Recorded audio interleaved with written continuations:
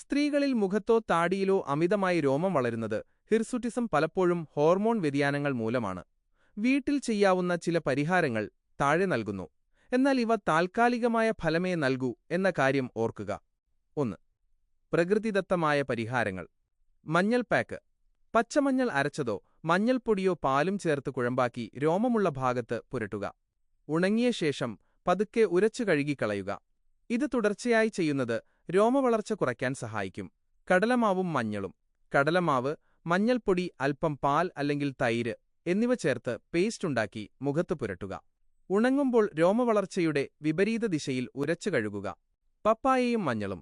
പപ്പായയിൽ അടങ്ങിയിരിക്കുന്ന പാപ്പെയിൻ എന്ന എൻസൈം രോമകൂപങ്ങളെ നശിപ്പിക്കാൻ സഹായിക്കും. പപ്പായ ഉടച്ചതും മഞ്ഞളും ചേർത്ത് മസാജ് ചെയ്യുന്നത് നല്ലതാണ്. നാരങ്ങാനീരും പഞ്ചസാരയും. പഞ്ചസാര ലായനിയിൽ നാരങ്ങാനീര് ചേർത്ത് ചൂടാക്കി ഒരു സിറപ്പ് പരുവത്തിലാക്കുക. ഇത് തണുത്ത ശേഷം രോമമുള്ള ഭാഗത്ത് പുരട്ടി വാക്സിംഗ് പോലെ നീക്കം ചെയ്യാം. 2. ആഹാരരീതിയിൽ വരുത്തേണ്ട മാറ്റങ്ങൾ. ഹോർമോൺ ബാലൻസ് നിലനിർത്താൻ ഇത് അത്യാവശ്യമാണ്. പഞ്ചസാരയും മധുരവും കുറയ്ക്കുക. രക്തത്തിലെ ഇൻസുലിൻ അളവ് കൂടുന്നത് ആൻഡ്രോജൻ, പുരുഷ ഹോർമോൺ, ഉൽപ്പാദനം കൂട്ടാൻ കാരണമാകും.